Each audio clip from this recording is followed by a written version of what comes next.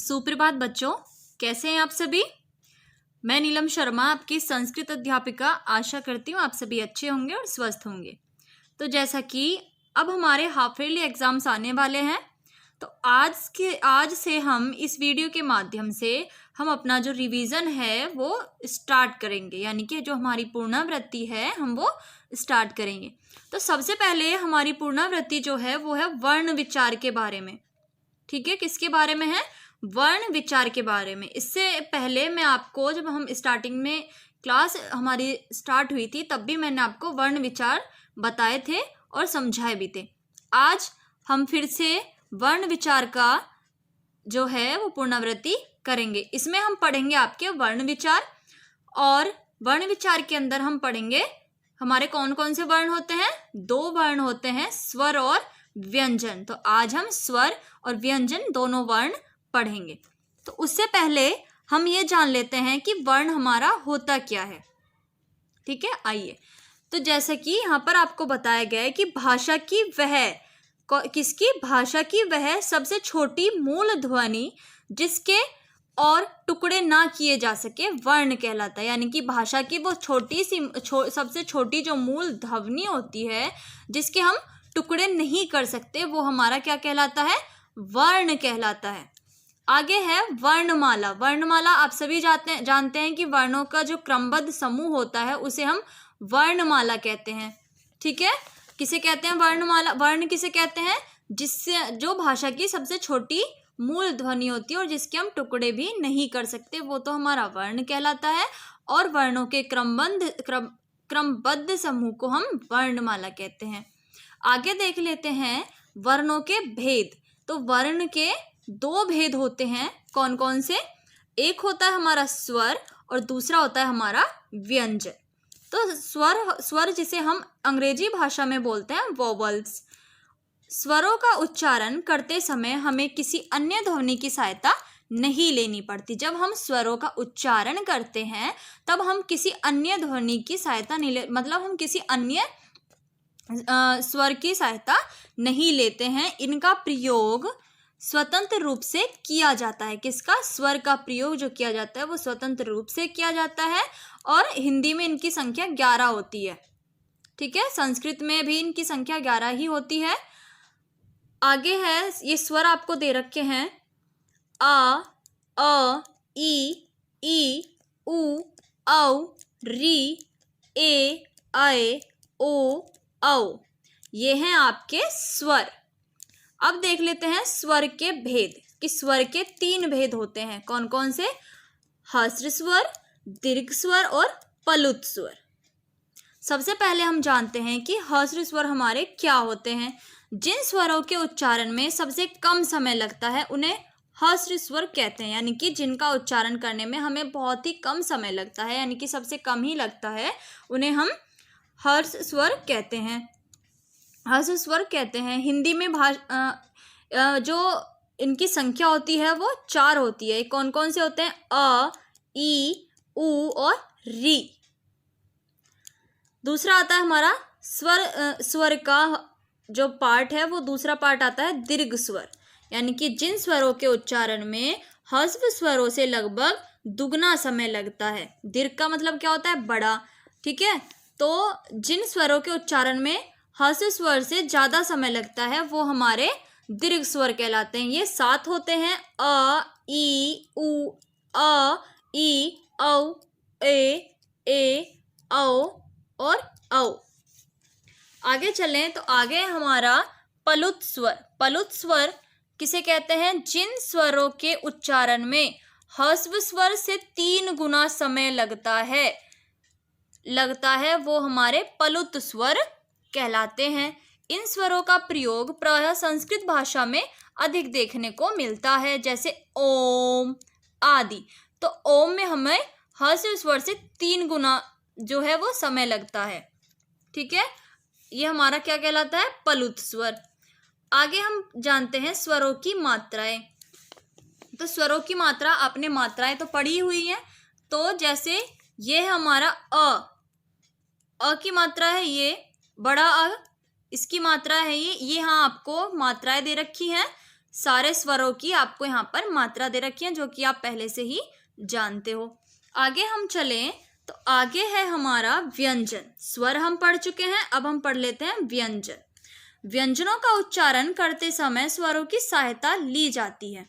ठीक है, जब हम व्यंजनों का उच्चारण करते हैं तब हम किसकी सहायता लेते हैं? स्वरों की। लेकिन जब हम स्वरों का उच्चारण करते हैं तो हम स्वरों को स्वतंत्र रूप से क्या करते हैं? उच्चारित करते हैं। इनका उच्चारण स्वरों के बिना नहीं किया जा सकता।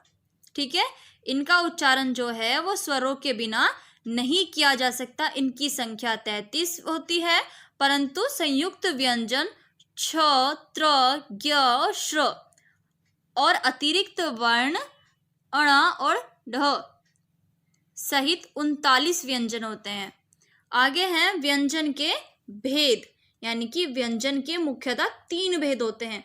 स्वर के कितने भेद होते हैं? स्वर के भी 3 भेद होते हैं और व्यंजन के भी 3 भेद होते हैं। कौन कौन से? स्पर्श स्वर, स्पर्श व्यंजन आएगा यहाँ पर,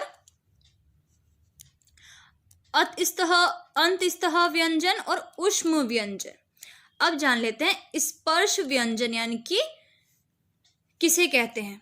जिन व्यंजनों का उच्चारण करते समय जिह्वा यानी जीभ मुख के विभिन्न भागों जैसे कंठ, तालु, मूर्धा, दंत यानी दांत तथा ओष्ठ को स्पर्श करते हैं वे हमारे स्पर्श व्यंजन कहलाते हैं।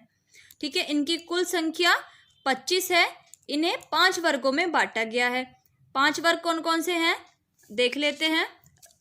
हमारे 5 वर्ग हैं का वर्ग, चा वर्ग, टा वर्ग, ता वर्ग और पा वर्ग। दूसरा हम पढ़ते हैं अंतस्तः व्यंजन। जिन स्वरों का उच्चारण करते समय जीवा मुख के विभिन्न भागों को पूरी तरह से स्पर्श ना करे उन्हें अंतस्तः व्यंजन कहते हैं। इनकी संख्या हमारी 4 होती है। यानी कि अंतस्तः क्या होता है? जो पूरी तरह से हमारे मुख की जो जीभ है वो हमारे मुख के विभिन्न भागों को स्पर्श ना करे। जैसे य, र, ल, व, मतलब वो पूरी तरह से स्पर्श नहीं करती है, वो थोड़ी बहुत जगहों पर स्पर्श करती है। अगला है ऊष्म व्यंजन। जिन स्वरों का उच्चारण करते समय वायु मुख से रगड़ खाती है और गर्म होकर बाहर निकलती हैं वे ऊष्म व्यंजन कहलाते हैं। ऊष्म का मतलब क्या होता है? गर्म। यानी कि ऊष्म व्यंजन हमारे क्या होते हैं? जब हम किसी भी वर्ण का उच्चारण व्यंजन का उच्चारण करते हैं तब हमारे मुख से जो है रगड़ खाती है वायु। ठीक है, यानी कि हवा थोड़ी निकलती है और गर्म होकर बाहर निकलती है तो उसे हमें ऊष्म व्यंजन कहते हैं। इनकी संख्या कितनी होती है? 4। जैसे श, सा और ह। ठीक है, आगे हम पढ़ेंगे संयुक्त व्यंजन। संयुक्त व्यंजन देख लेते हैं एक बार। एक से अधिक वर्णों के मेल से बने अक्षर को संयुक्त व्यंजन कहते हैं। संयुक्ता का अर्थ ही क्या होता है? जॉइंट। तो एक से अधिक वर्णों के मेल से जो अक्षर बनते हैं वो हमारे संयुक्त व्यंजन कहलाते हैं। ठीक है, संयुक्त व्यंजन की कुल संख्या 4 होती है। जैसे क और श, इसको मिलाकर हमारा छ बनता है, छ क्षत्रिय। तो ये हमारा क्या बन जाता है? कक्षा। ज और इया, तो ये हमारा क्या बन जाता है? ग ज्ञानी, तो ज्ञान। ता और रा, आप ये हमेशा याद रखेंगे कि इनके और इनके मिलने से हमारा क्या बनता है। ठीक है, यानी कि क और श षटकोण के मिलने से हमारा संयुक्त व्यंजन बनता है, यानी कि छ बनता है। और ता जब हमारा संधि में, मैंने आपको बताया था कि जब हमारा संधि में ता और रा मिलता है तो वो ता त्रिशूल बनाते हैं, और जब हमारा शा और रा मिलता है तो हमारा श्र बनता है, जय श्रम। आगे हम पढ़ें तो आगे है द्वित्व व्यंजन।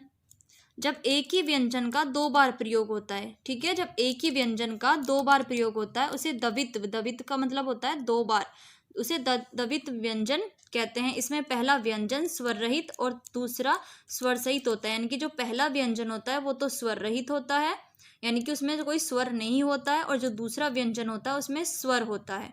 जैसे ता जमा त, जब हम ता पढ़ रहे हैं तो उसमें हमारा अव्यंजन लगा हुआ है तो हमारा क्या बन गया? तत्, तो छत्ता। ठीक है, अगला हम पढ़ेंगे वर्ण विच्छेद। वर्ण विच्छेद का थोड़ा सा जान लेते हैं।